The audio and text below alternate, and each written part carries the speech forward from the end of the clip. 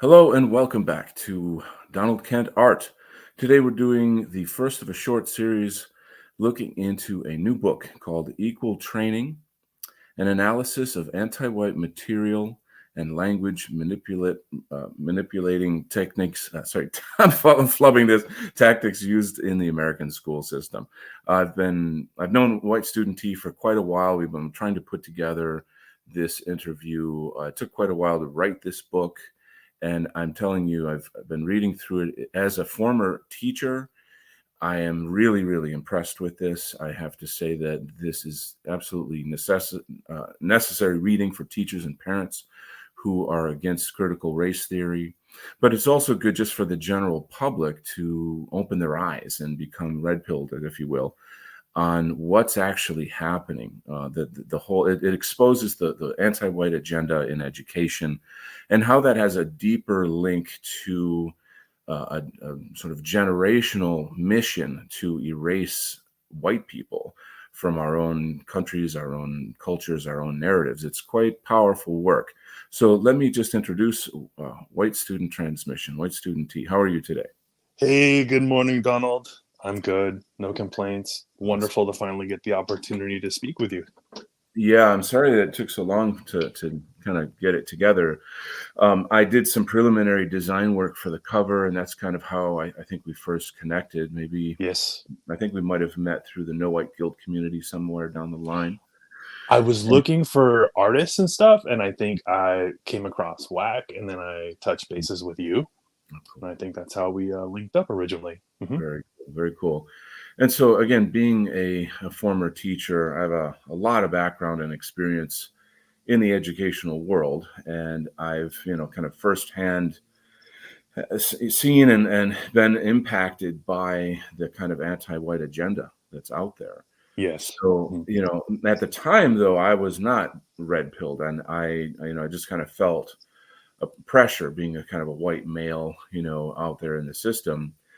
And then, especially working in a school that, whites were a minority in that school district, very, very difficult stuff. And so, let's what we're going to just basically do is walk through the chapters, and then we'll go for about an hour, and then we'll start another show and continue with the chapters and try to work through the whole book so that people get a very strong sense of what this book's about. Sure. How's that? All right. Okay. So let me kind of just get a tiny bit of a background on you. What's your educational training or your background, and why and how did you write this book?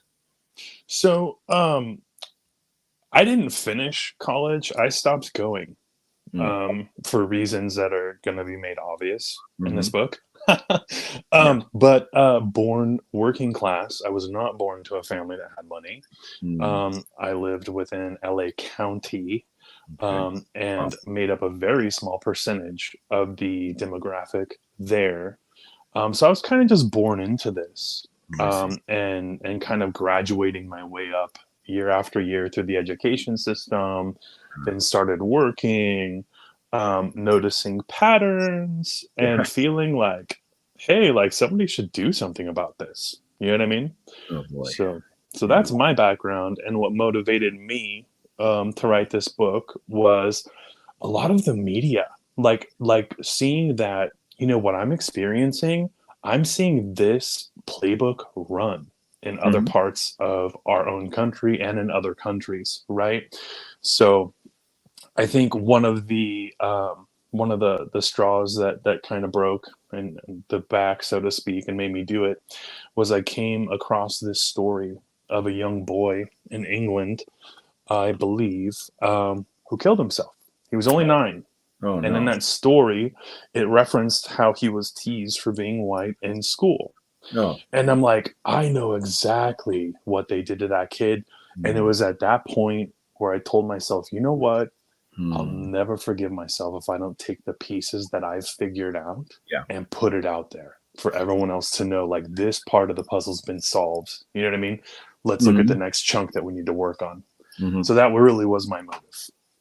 So in our sphere of the internet, we see news stories like a cascade of news stories of anti-white crimes, murders, rapes, beatings, robberies, and in addition to anti-white legislation and Right. censorship. And it's, it's not, of course there's things in the mainstream, but the words, the wording, the language, etc., is twisted in such a way to make us look like the bad guys, dehumanize us, all of that. So we're working against an entire media system, educational system that, Yes. and so that, it's David and Goliath, it's the fight that we're waging here. So Yes. I'm really, really, really grateful to you. And I think everyone in the movement should be very into this book and support what you're doing. It's an excellent tool, kind of a weapon, I guess, a cultural weapon, educational weapon. So let's pretty much dig right into it here. You start off with this concept, group blame using color. Can you get into that?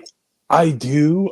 Before we get into the Oh, specific topics, though, if it's okay, can I give a little bit more background? oh, of course. And also, Um, I want to talk about the mission statement as well. So I jumping ahead a oh little. yeah, You're of fine. course. So what I noticed, and as I well, let me back up and say this. Like I said, I was born into a working class family, right? So basically, I started working at 16 in a day. Mm, They didn't, because I wanted to. I wanted to help, right? yeah. So by the time I got around to taking night classes at the local community college, I had already been working for a big company for a couple of years, Wow. um, learning the professional way to handle things, learning about the administrative, process, I see. file a complaint, get the result, whatever, Yeah. right? So since I was getting the runaround through the school administration at the lower levels, I'm like, you know what? I'm going to actually have to just go through this whole process and go through the complete cycle before they'll take what I'm saying seriously. I'm going to have to exhaust all the excuses Yeah. that Yeah. they give me, The right? bureaucracy, basically. Yeah. Yes, the bureaucracy. So I did it. I cut through that. Yeah. I would say probably from the range of late 2012 up through 2014, 2015 ish Yeah. is the period of time that I Yeah. covered with emails to the school back and forth, the state of Mhm. California, Mhm. the AAUP. I got in contact with directly. I literally went everywhere, right? What does that stand for, AAUP? Um, something university Oh, professors. okay. Okay. American. It's to do with, Or something. yeah, it's to do with like the academic freedom and all that stuff. And Yeah. so here's what I found through all of this. When I get to the end of this school's bureaucracy, one of the things since I'd spoken with everyone else there on campus, I said, why don't you let me speak with the school's attorney, Mm, regarding these matters? And here's what it comes down to. Okay. mm. The legal framework um, lists which demographic groups are included, Yeah. right? Okay. We're not one of those groups. Mm, Therefore, the legal framework they operate in, we yeah. don't even exist in. There's just Yeah. no mention to us, Of right? course. Yeah. So when I brought it up to the school attorney, I'm like, well, why don't we see these laws being enforced? Yeah. Why is it so one sided? And the answer I got was, whether it be through case law interpretation, state level, federal level, whatever, the way things have worked out in the end is that the school only has a legal obligation to enforce the laws on behalf of minority groups. They Mm, do not have that same legal obligation to yeah. enforce the law on behalf of white citizens, and therefore they don't. Can I The respond? reason they Let me just. don't, uh huh, I just sort of wanted to pop in with something interesting. I can't remember who it was, but I did see something recently online about someone who's in the field of creating TV commercials. mm-hmm. And they said something to the effect that the reason why whites are always taking the crap end of the stick and made to look bad and humiliated, the bad guy, that whole anti-white narrative in TV commercials, is because they don't have any legal representation as a group. If there were, and people could sue these companies for commercials that humiliate whites and blah blah blah, then these TV companies, rather that the whole industry would change. And Right. so between I think it's ubiquitous. It's a very, very huge issue, and I'm glad that you're pointing this out. So this is a call to the lawyers in our movement to get on this. It's a call to anybody who is an activist in our movement to see this. This is the target right here. This is something to jump onto. So I want to pass the mic back to you. Go ahead. Oh yeah, of course. So therefore, since we are the only group left unprotected, the media companies and organizations who like doing this kind of stuff, they can direct it at us, right? Mhm. So we basically get down to the level of minutia when I'm speaking with these with the dean or with the school attorney. I've covered this, and I said, so your school advertises a policy of not treating people differently on the basis of color, yet Yeah. the material you have installed Mhm. does exactly that. It Right. says all sorts of things about one color category of humans that it does not say about any of the other color categories. Mhm. So how do you reconcile that? I And think that's also, the answer is they're not required to. They're only required to on behalf of minorities and not on behalf of white students. So we have no enforcement arm, yeah, number one. And then number two, the laws that are on the books were structured to cut us out of right. that protection. The parents that are out there fighting CRT, critical race theory, Mhm. they're the ones that woke up to this, and they see the open hypocrisy, the anti-white hatred. Right. And of course, they're still kind of on the, on the farm, if you will. They're still on the plantation mentally. I'm not racist, da da da da. And it's tough for them, but they're doing this research as well. They're out there fighting, and this book Mhm. that you made is like a brilliant resource for these parents, etc. So, but I find it interesting how these systems are all corralled through law rather than ethics per se, Right. right? Mhm. So, and this is my criticism of people in law enforcement is that, oh, we don't have ethics. We just do what the government tells us to do. Right. It's kind of like, so like, the Constitution, ethics, in groups, culture, all of these things have eroded down to the point where whites are so atomized that it's always the question of, well, how does it affect me? I don't want to lose my job, or I don't want to have to make Right. any ethical decisions, and which to me is cowardice in its most pure form. It's selfish and cowardly. But I'm gonna pass the mic back to you. Well, some people interpret that like they're just looking to avoid conflict and not Of make course. trouble. Yeah. That's a generational thing. This is not something I can really speak with in depth about to my grandparents, because my grandparents would say, "Oh, just ignore it; it'll go away." Maybe no one would really intend to do this and make a living out of it, right? Well, grandma, actually, yeah, Yeah. that's what I found, but that's a whole nother offshoot, Yeah. right? So here's what I found though. Going through the schools, right? So there is no legal obligation for them to enforce the law on behalf of our demographic. That duty is left up to us, and we don't have an enforcement arm. We were disenfranchised through laws that outlaw white organization, right? So I couldn't really start one today Mhm. without being attacked by these high-powered other groups like the SPLC, ADL, whatever, right? Those would come for me if I started it, and it's just not an even match. So I thought, okay, I'm gonna take the most common, let's say the most common tactics they use to attack our demographic, right? Through their Mhm. narratives, through their work, whatever. And let me make this confession to our community. I own a dry erase board and I own the multicolor pen pack that came along with it. Okay. No shame. So Yeah. No, I as a literally, teacher, I've used that many times. Go on. yeah, I literally sketched this stuff out. I reverse engineered it. I see how it works, right? Through linguistics, through whatever. There's multiple things in here. And I said, okay, so if this is the way this operates, I need to give it a name people can call it. And it can't be derogatory. We need to be able to speak about this stuff without getting in trouble Mhm. or being told, hey, the term I'm using doesn't extend to me. It doesn't offer equal protection to me, right? Can't use Mhm. racist. Can't be Mhm. racist to white people is what's taught. Therefore, we have to go around that and call it something else, right? Mhm. So I thought, um, what can I sketch this stuff out. I come up with a name to call it.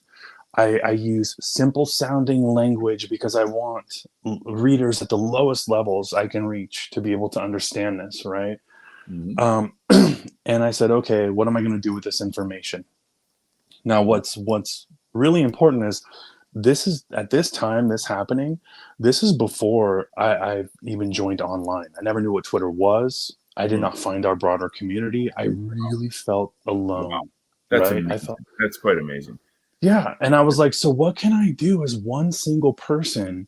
What can I send out? What's going to give me the best result out of all the options? So I said, okay, what I'm going to do is I'm going to put together an order of operation, right? That's number one. I'm going to fully explain the system, how I understand it to be structured. I'm going to explain the results of certain things that I did so other people know, okay, that's what I can expect. And then, as far as the material that they use for their weapon, I'm going to break these into chunks, give them logical sounding names, walk the reader through a thought process that they're not completing on their own, right? Most people are confused.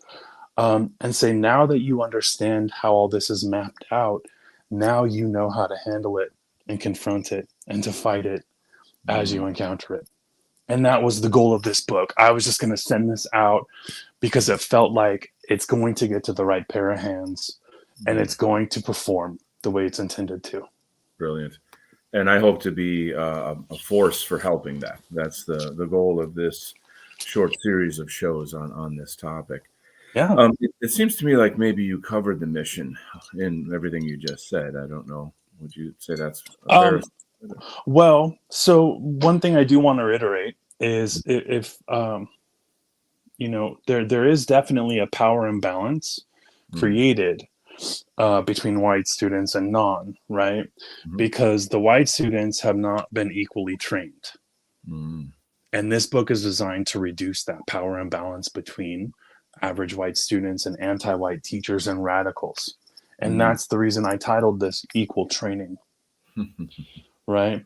So Interesting. now, if I say, okay, if I'm going to explain how language manipulation was used to program the way you frame your thoughts, the way Mm. you frame your remarks, and then the social impact that creates, right? Mm. Then I'm going to have to put this in a logical order. I'm going to have to break this in chunks, and I'm going to have to put the beginning to end. This book has to be done in a certain order for everything to start compiling as you go through, and you can fully understand what's being done. Okay. Mm. Mhm. So, as you mentioned earlier, the first topic, the first chapter, and this was the most difficult to put into words, is group blame using Yeah. color. Yeah. Yeah. I And do have as a you, I'm mhm, sorry to interrupt you. I do have a quick important question. As a teacher, we have this issue of, I'm just going to throw this out there. And in a sense, I'm speaking as a teacher for mhm, teachers. When I yeah, see that like equal training concept, immediately I think of students' IQ levels and abilities in academics. So that is, how you have students in one classroom that are maybe not so good at math and then very good at math and then so that kind of thing, and you're squishing them in one classroom.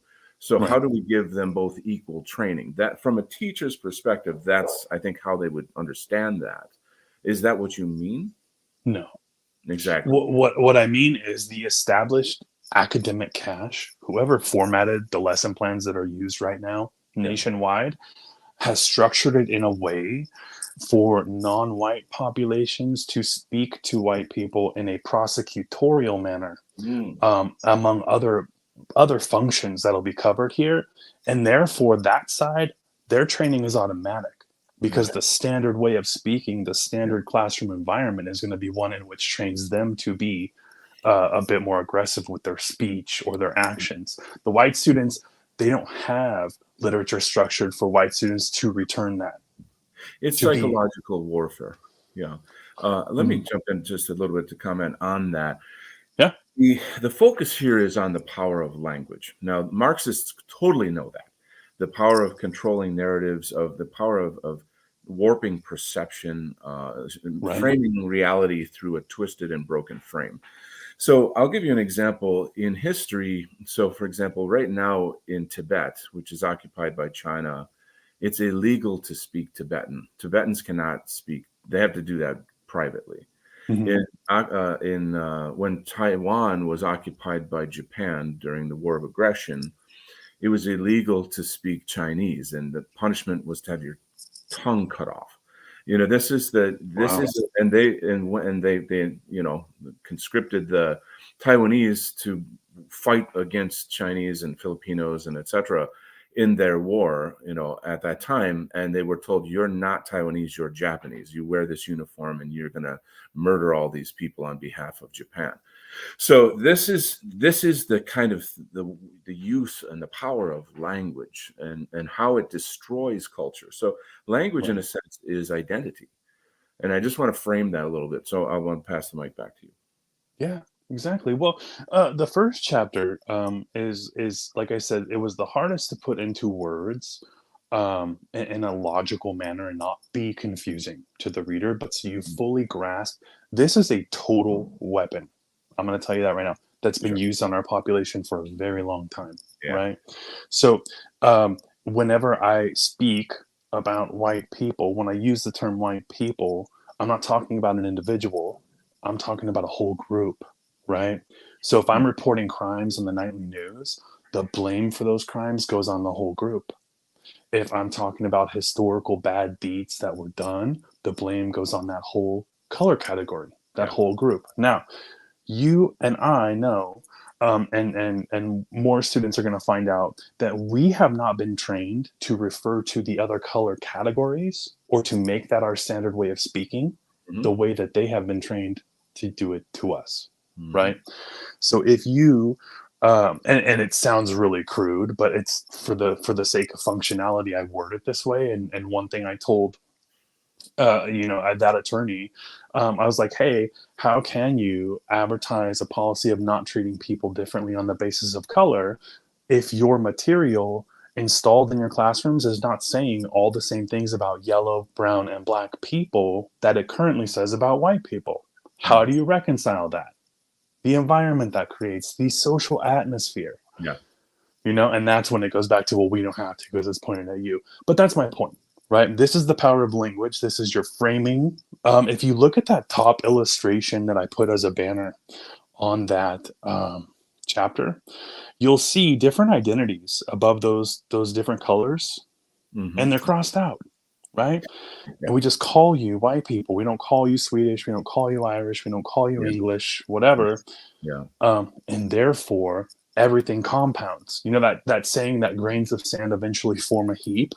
Mhm. Well, the 5 million articles that have been written and circulated last year, along with the 2 million news reports, along with the academic papers that are all hit pieces, Yeah. all of those combine to make one big pile of anti-white media Gigantic. Yeah. using this language structure, and it's not pointed back at the other color groups, Mhm. right? Mhm.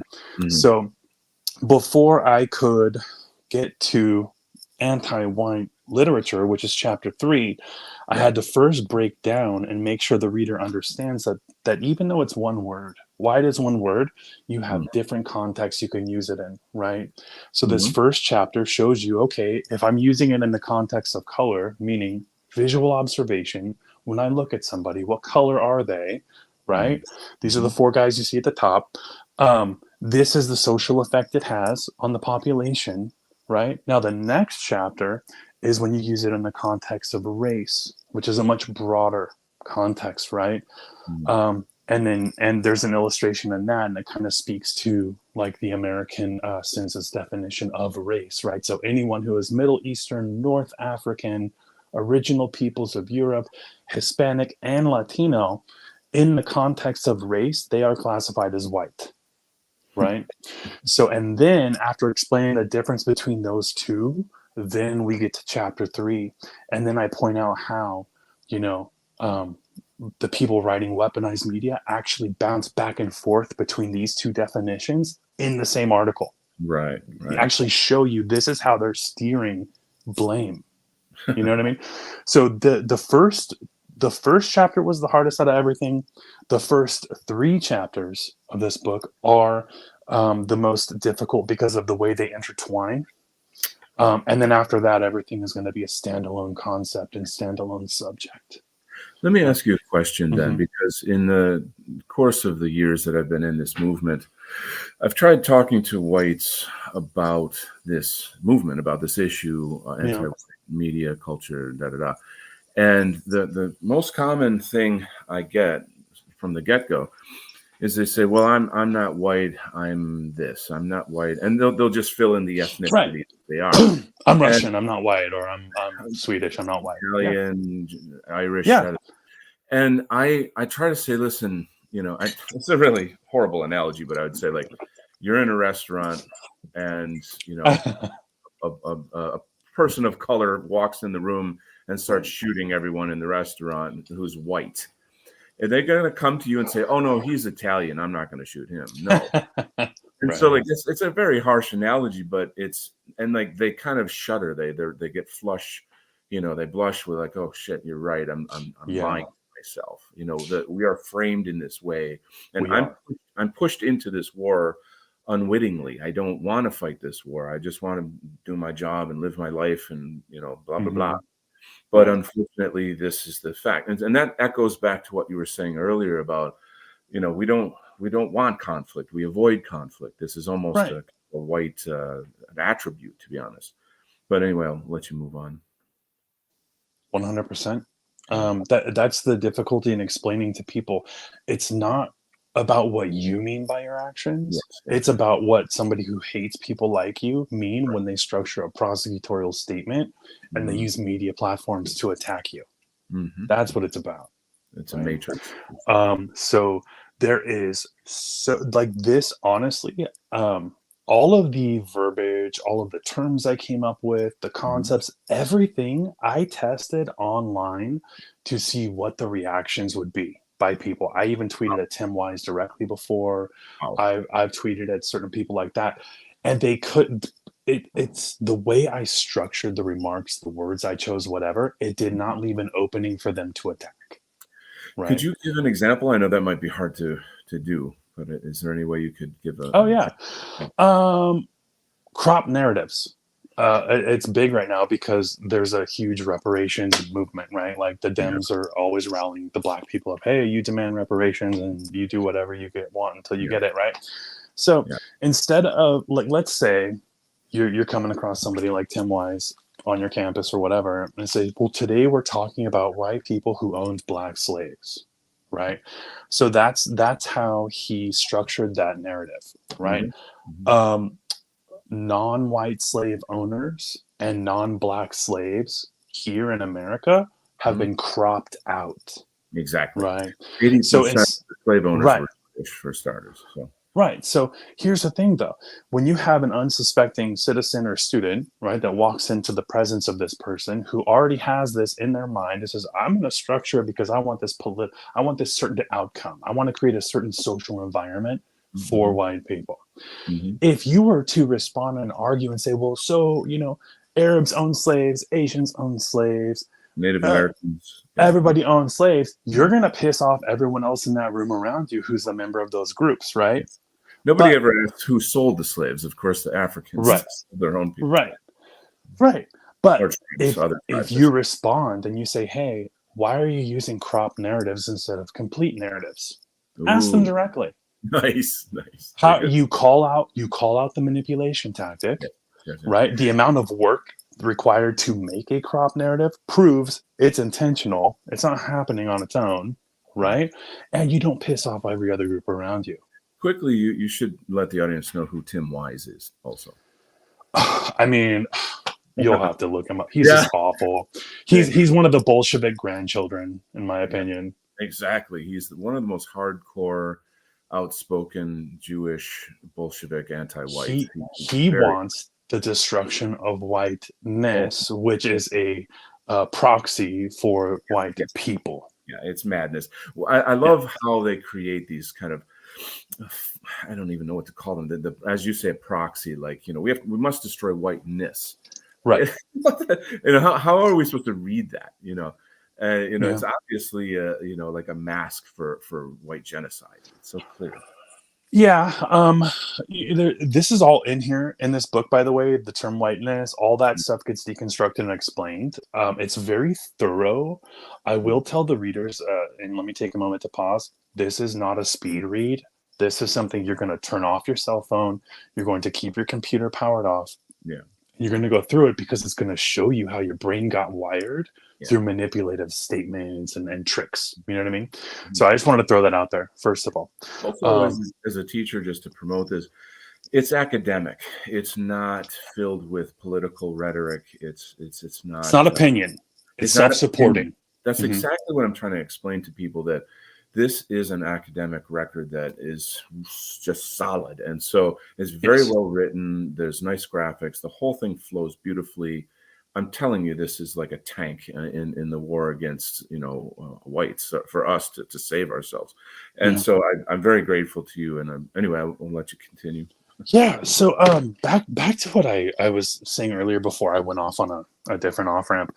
So here was my mission with this book. I was at the time, I didn't have any online connection. I didn't know about the white positive community yet. I'm like, okay, I'm one single guy.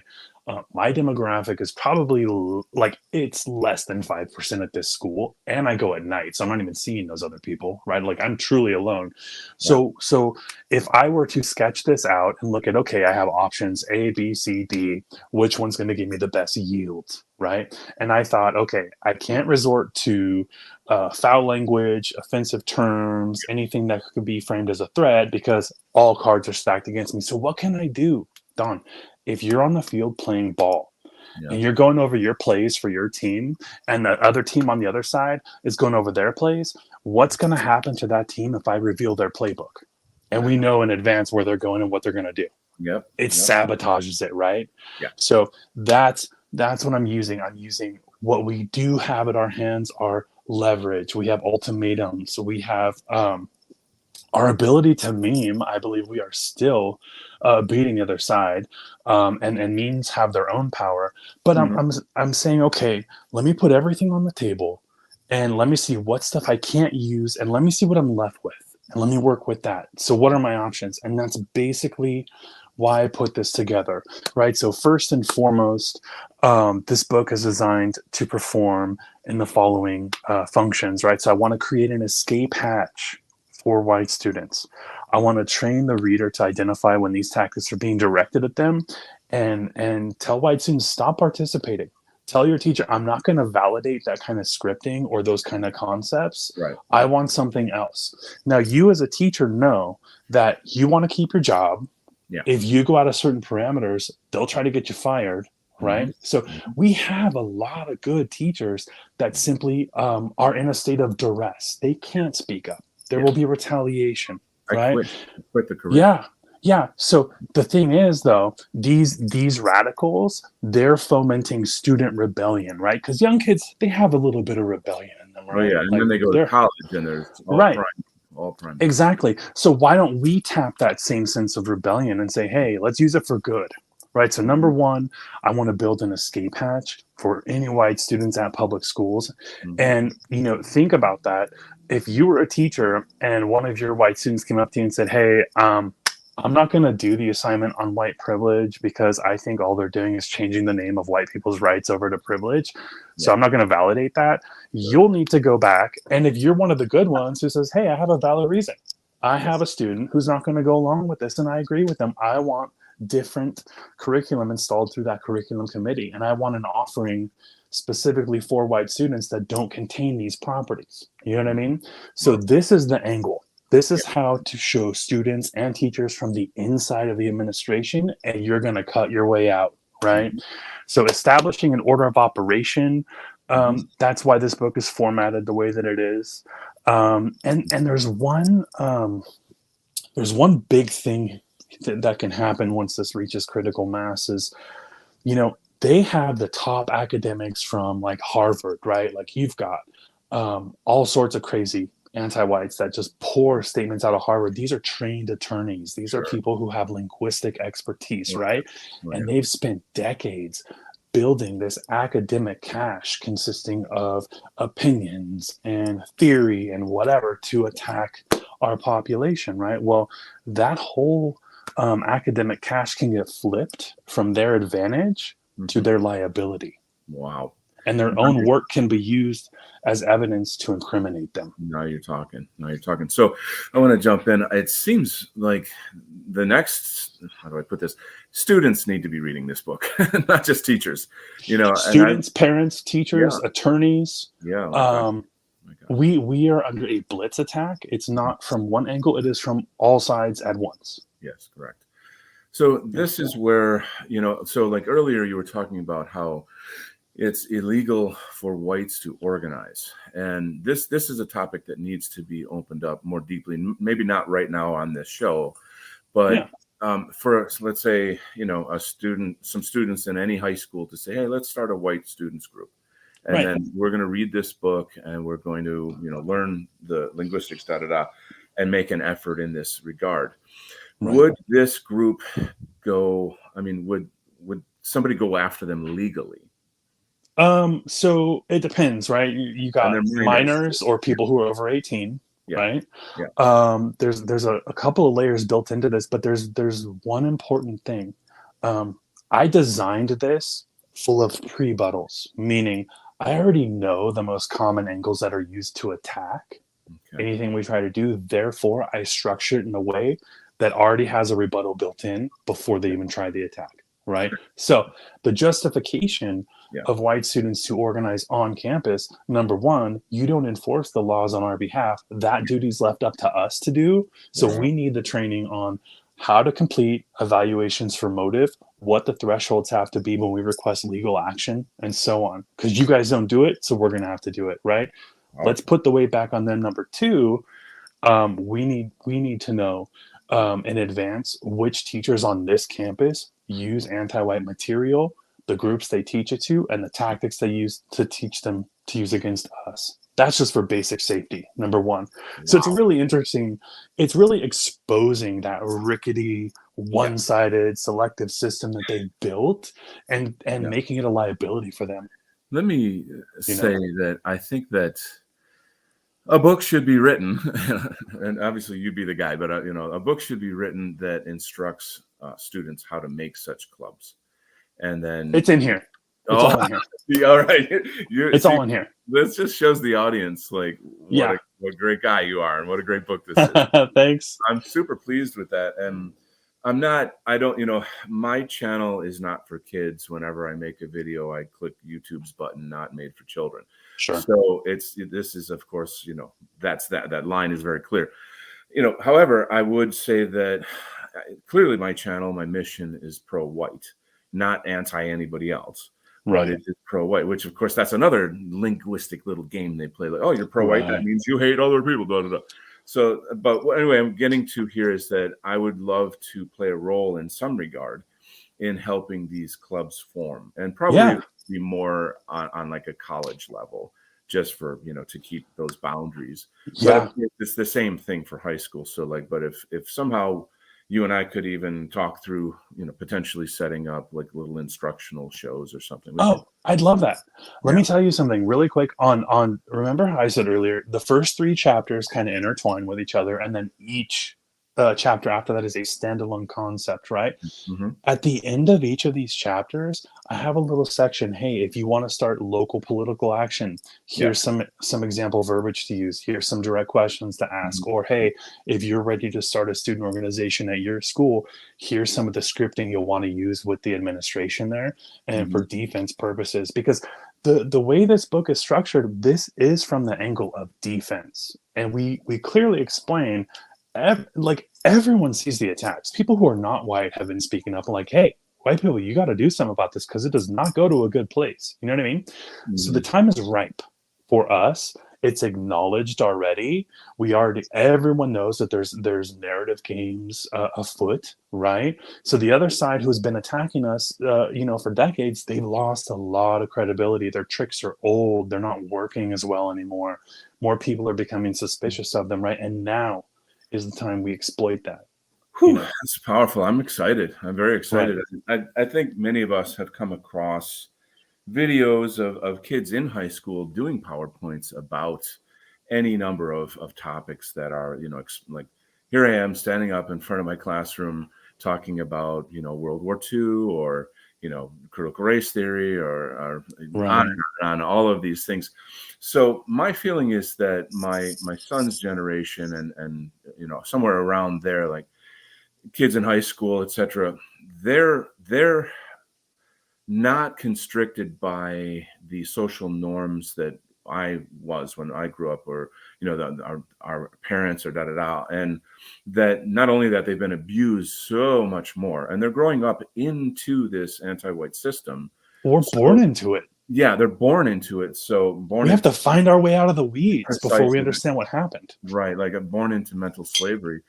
And so they're not, I don't know how to say this, but they're ready to roll. They're This, hit the yes, iron while it's hot. And this book is revolutionary. This book will harness the energy of rebellion that's already in the student body, and it will turn it to our attackers instead of encouraging us to be feudal with other groups.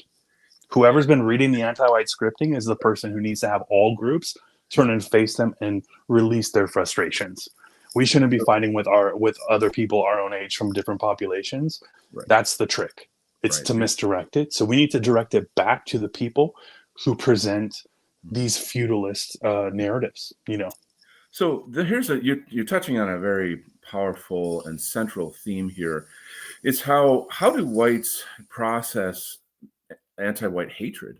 We are just in a constant cascade of violence and hatred and negativity, toxicity.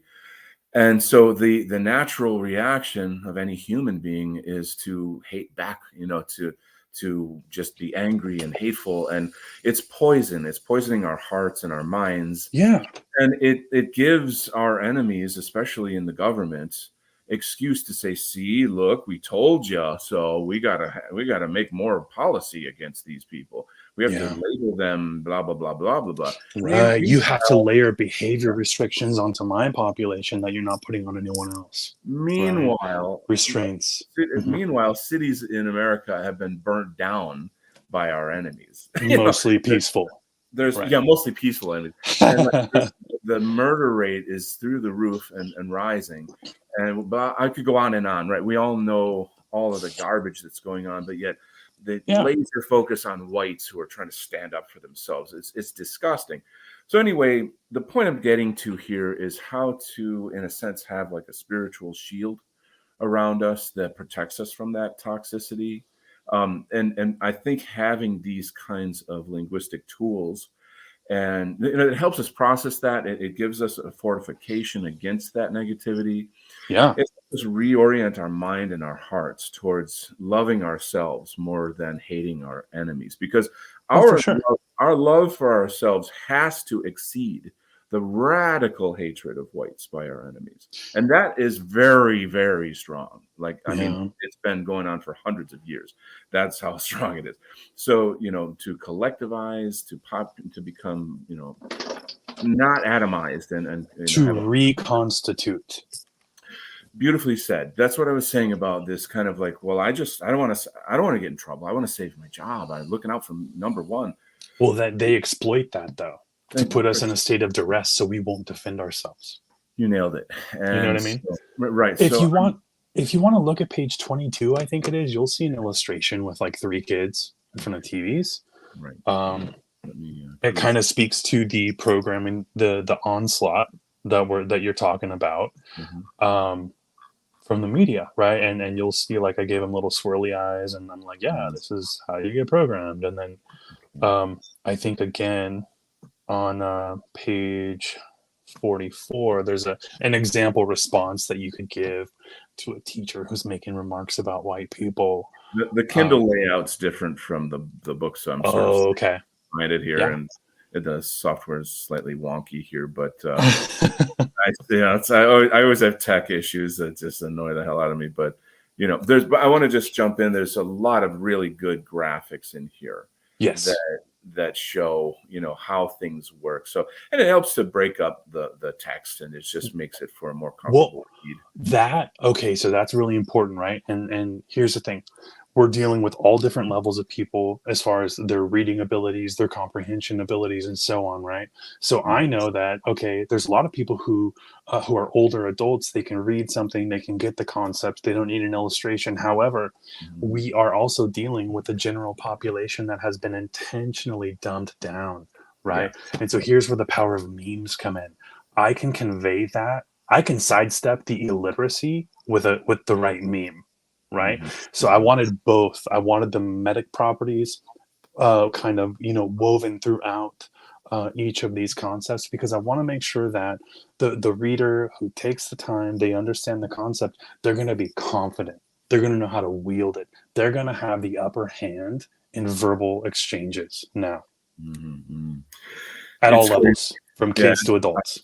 I'm so pleased with everything. I know that you've been working on this book for years, I and did, yeah. I mean, it's mad how crazy you didn't just sit down and flop this out in an afternoon. No, You know, no, no, like, no. yeah. Like I said, my emails back and forth between the school, the state, the attorneys, everything was probably late 2012, maybe through 2014, 2015-ish. I'd have to confirm that. Mhm. Oh, and I kept all those. I actually made a separate email account specifically for this with Mhm. all communications, and they're all still there. Nothing's been deleted, so I have the receipts on all that stuff. Wow. But I would say I saw that young child. I saw the story on him that set off my journey to see how much I could accomplish as an individual, right? And I want to say I wrote my first. I wanted to test and see, okay, do I have what it takes? So I wrote my first concept. It's not in this book. It's something different, and I put it out there. And I think it was Identity Europa that took it and pinned it to their page. It Wow. was called Identity Shoppers.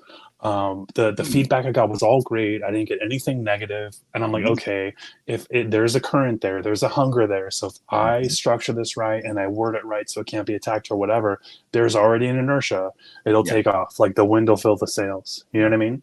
So I want to say it was around 2017, maybe 2016 ish. I'm like, I have to do this. I'm never going to forgive myself if I don't Yeah. put this out there so other people have this that need it. You know what I mean? So Oh, yeah. probably little bits on the weekends and nights and work life, all that stuff. I personally went through a very horrific job change Mm. that put me into a state of anxiety. I made it, but it just slowed me down, right? So Yeah. I did this little bits and pieces over the weekends and nights when I could, from I would say around 2017, and Mhm. I finally got it published January of this year. But I wanted to put something out that was strong enough of a write up that it could withstand attacks. I wanted to put something out that was clean, no derogatory language, no derogatory symbolism. It introduced the new terms that we need. It bypasses the tricks they use to say, oh, that's not the definition of words or whatever. We're just going around that. And I Sure. wanted something, most importantly, that once we find that first brave teacher somewhere who's saying, you know what, I want this book installed in the curriculum committee and I'm going to start the Anti-White 101 intro course. That's what this is built for. Mm. I'm so thrilled, dude. This means so much. It means so much. It's how do I say, like, movements are based on books, you know, like, somebody comes up with a philosophy and Yeah, then, it gets into the culture and then someone turns it into ideology and then it right. takes legal and political form and the momentum just keeps rolling and rolling. And so Yeah. we are part of a generational struggle. And so we're carrying the torch from one end to the next end.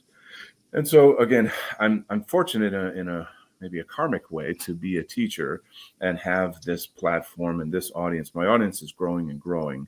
Oh, good. Um, I would say, yeah, I'm really, attacking YouTube and getting back into the world here of, our movement, etc. And I've Yeah. changed a lot too. Like I've kind of transformed out of that negative, toxic phase, if you will, into a more positive phase in terms of like, let's kind of find a new paradigm. Let's kind of tai chi our way around our enemies and the dialectic and the toxicity and let's win. We're gonna win. Yeah. So it's Well, exciting. what's really big on that too, though? The people who have targeted us, they weren't operating on honesty. They were operating on dirty tricks. This Mhm. could be linguistic tricks. This could be framing tactics. This Yeah. could be all sorts of stuff. Right now, here's the position we're in. If we're not organized, and out of our total population, you might have what 5% stand up and say, "Hey, I think I'm brave enough to start challenging this on my own." Sure. Out of that 5%, they all get wiped out because none of them know about the booby traps and tricks that along the way, right? So then you might have an even smaller percentage of that, let's say a 0.5%, that actually made it further. Yeah. You know what I mean? If I can explain a lot of the tricks and booby traps so other people don't fall for them, and we can grow exponentially the amount of our citizenry that knows, don't go that way, go the other way, say this term, don't say Yeah. that one, whatever. A Right. lot of us are going to start pushing through these blockades and the Yeah. barriers that they set up. You know? Basically, it took for white people to survive in today's world and the future. We have to have a dialectical kind of tool bag or workbook, so to speak, where we go into these discussions already knowing all the techniques. I do martial arts, and so when I Oh go yeah. into a sparring session, I already Okay. know all the strategies and the tools. Good And so, analogy though. But yeah, martial arts, if a punch is coming right at you, are you going to block it directly, or are you going to get out of the way? there's so many ways to you can grab it and pull it aside, and Okay. slam But them into the teaching wall. kids to get out of the way and let that There's attacker's own inertia take them down, it's pretty good start, right? There you go. That's what this does. And our enemies they already have the martial arts of Marxism. Yes. You see what I'm saying? That's an expression right there that we could bring into our dialectic. So they've been given training that we have not, correct? Precisely, and they're Therefore, this is equal training.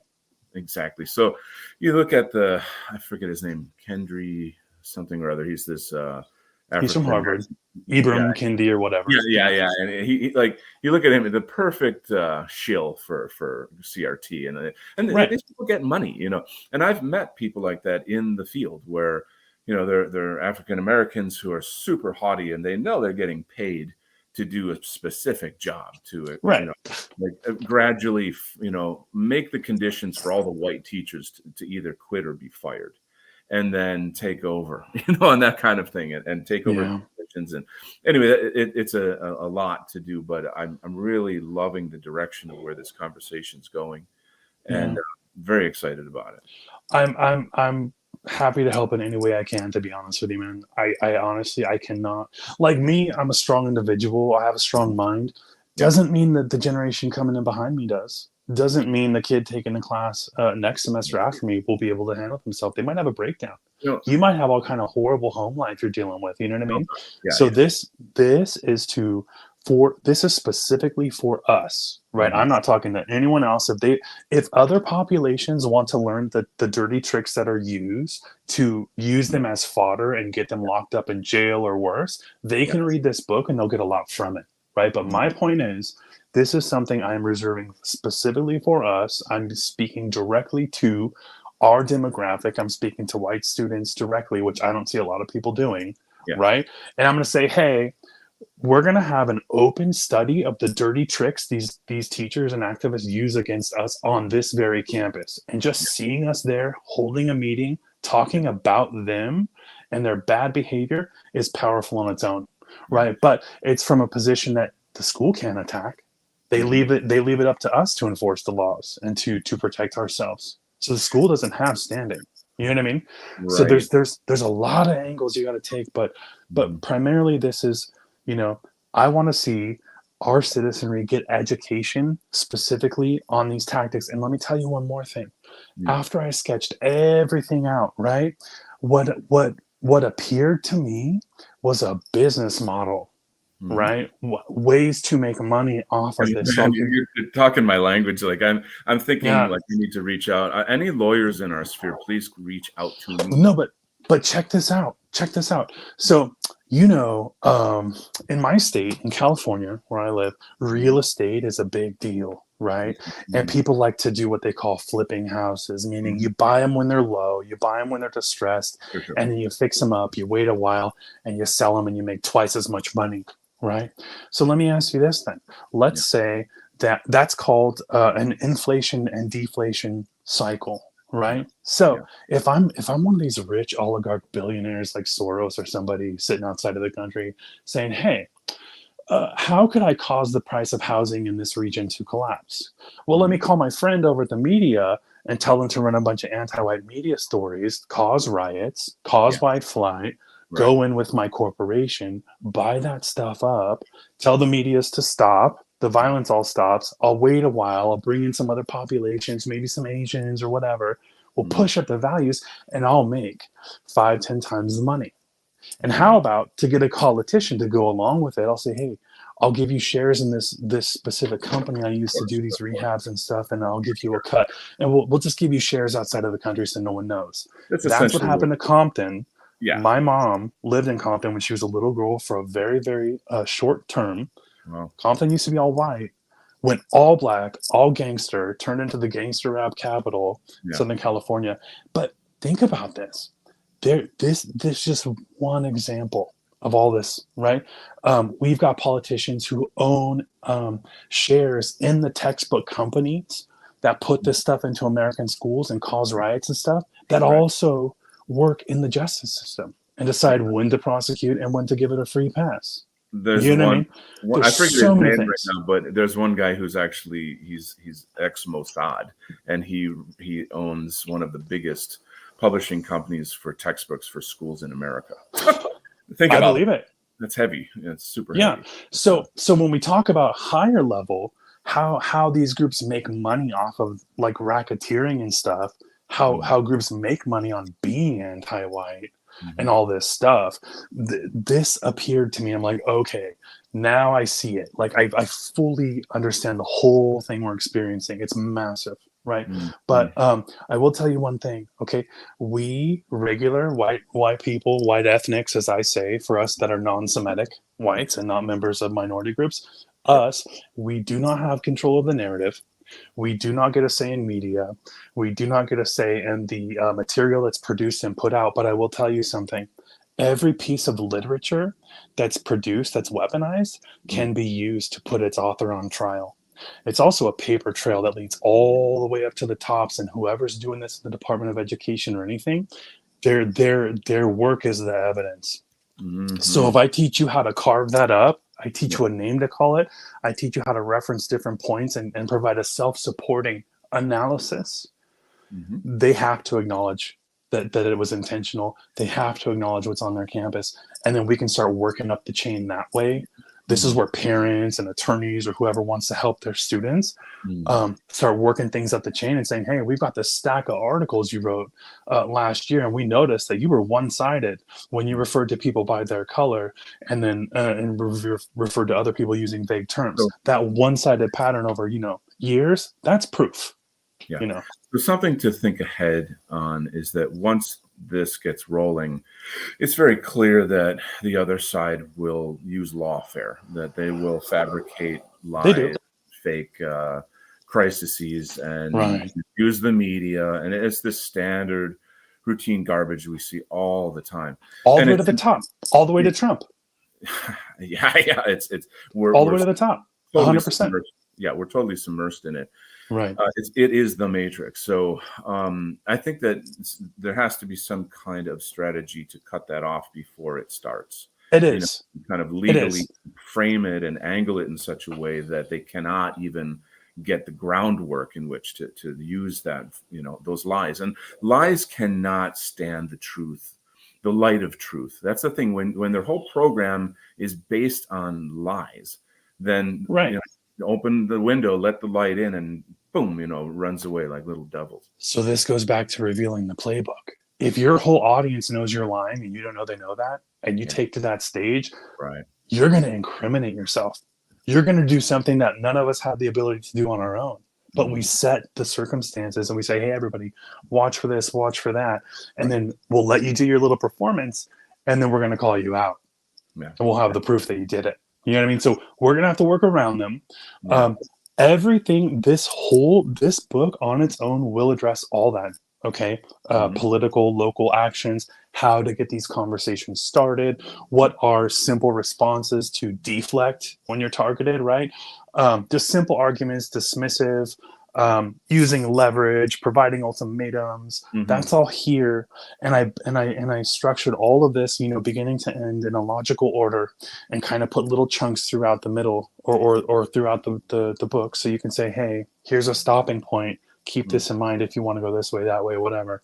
That's all here, and I know we're going to be wrapping up pretty soon here, but what I want to say is, like I said, I did this because our population needs it. I did this because I would not forgive myself if I did not take the pieces that I figured out and tested and give it to others who are going to go on the same road. You know what I mean? So if there's anyone you know of in our movement who wants a copy but can't afford it, you give me their info. If you know of anybody in academia, maybe teachers and stuff who are ready to start exposing the networks that are there at their location, you get their info to me, and I'm going to figure out some way to get copies of this to them.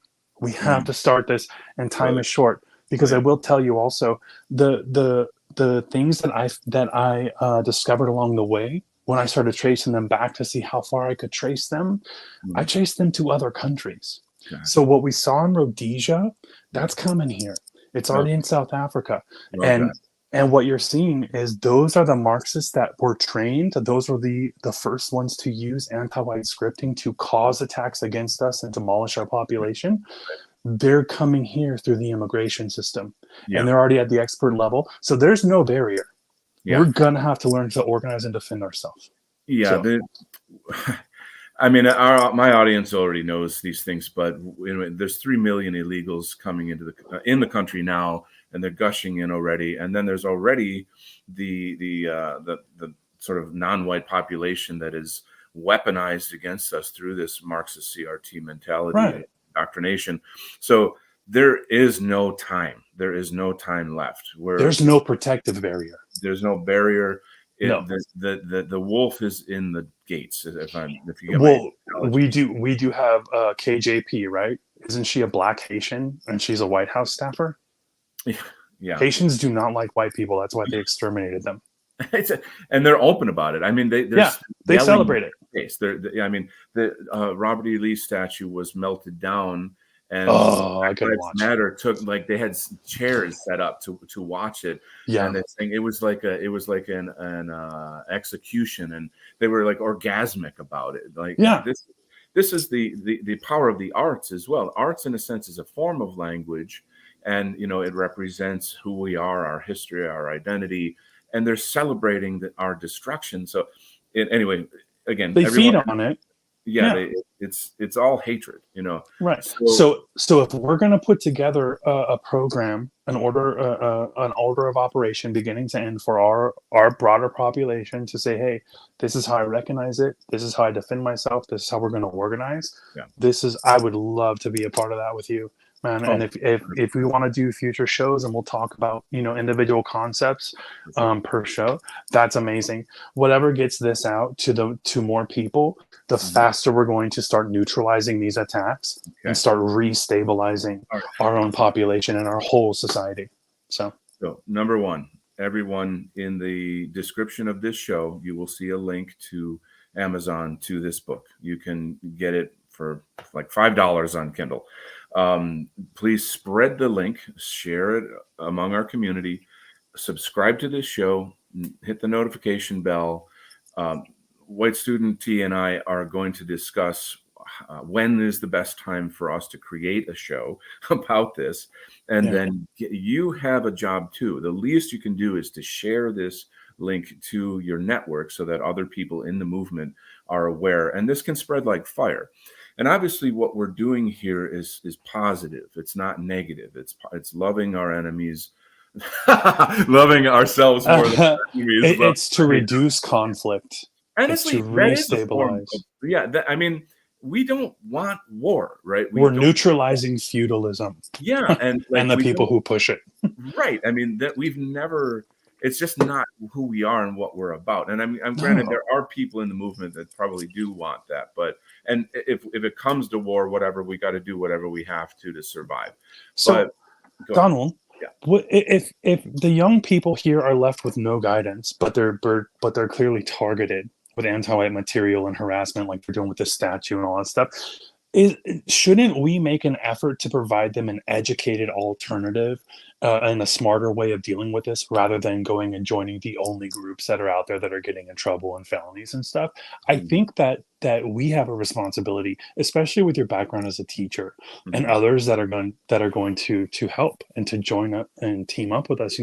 We Mhm. should offer that to people. We Yeah. should help them stay out of trouble. We should help them avoid harm, So and that's our image.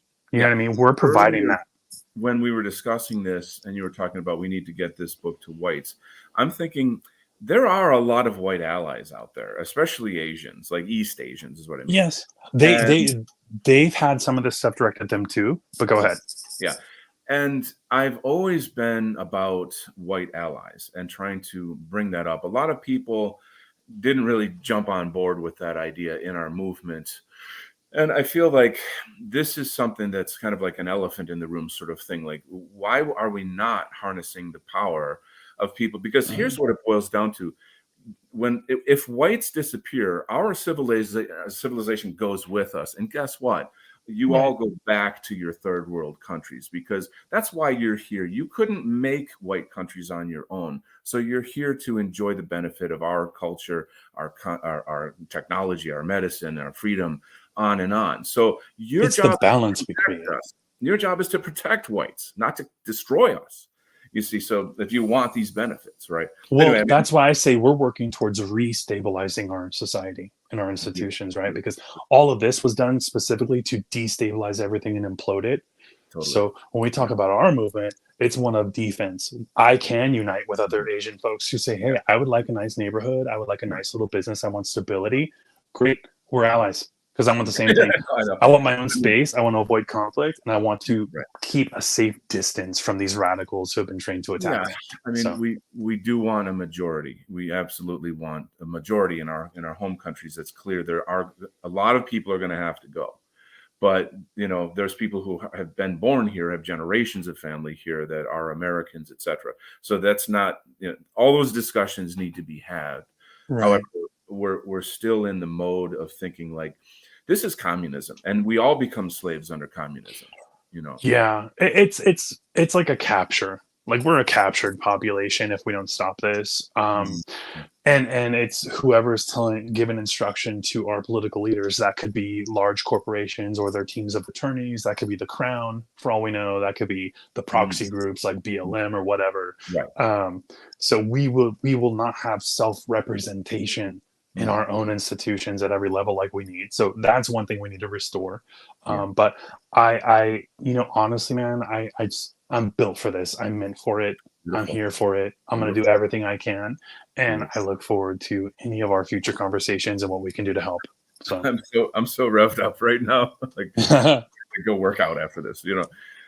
So again, to the audience, subscribe, hit the notification bell, you can find share me on this. Twitter too, at Oh, White Student T. wonderful. White Student T on Twitter. Go over there and follow him. There's a lot coming down the pipeline here. Get involved. This is your opportunity to do something. That's the Yeah. point, is that just sort of meme lording over and over, that has its role. And I think that the cat's out of the box, or out of the bag right now, with Israel and Oh, yeah. their fantasies of World War III and all this, Right. the insanity that we're going through right now. Um, So now's the time when we start our movement yeah, because they're busy. the Overton window has moved so far that the Right. general public is now J-pilled, if you know what I mean. So Right.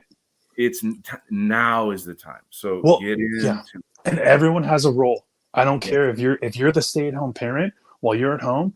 yeah, This book shows you the structure of the education system. Don't go yelling things at a business meeting and you're getting classified as a terrorist. yeah, What you need to do is you need access to that curriculum committee, and you're going to tell them, "Hey, I hmm want new stuff installed and made available as an option for my kid." hmm um, it shows you the right structure. So if you're a stay-at-home parent, you can send the emails. You can start that cycle because the people we're dealing with, they don't abide by laws. They argue their way around them. Okay. exactly. Or they give you fake answers. So a Yeah, lot of you are going to run into situations where you're like, fine, I went through that whole 10-step process you told me to. We're back to square one. Now you're out of excuses. hmm Now we're going to take action. They yes, will exhaust it. You have to go through the whole process. But if enough of us start doing this and we hit at all levels, it can start falling pretty quick. Beautiful, beautiful. All right, gang. So stay tuned. We will be back to look at each chapter of this book. We will be back to discuss how we can help student organizations get formed. There's so much excitement right now, and there's so much to do. So we need the audience to help us, kind of spread that around. So I'm very, very excited. Thank you so much for coming on the show. And it's Yeah. maybe it took us so long to get the show going because we needed that window, that kind of karmic window to open up and say, okay, now, like, Yeah, but also, and this with what we're dealing with right now, Donald, the stakes are yeah. so high that it has to be done the right way. We Mm, can't do it the wrong way. They've set too many traps for us to crash and burn. yeah, We have to do it. So we got to take that time to plan up front, map everything out. We have to know our beginning to end plan, and then we're beautiful, going to do it. So beautiful. Yeah, we already know all the traps. We've been painted into a corner. All the fed ops, all the linguistics, and people yeah, are scared. We can't have leadership or organization because they'll target that one person. If you start a political party, oh well, we're going to target that. not if you have the right response. This is where I'm going with that, is that Yeah. this is giving us the legal framework to do all these things. So very Yes. exciting, very, very exciting. So thank you so much for coming on the show. Thank you so much for everyone in the chat. This is the beginning. So stay tuned, and we will see you soon. Thank you. See you next time, everyone. God bless.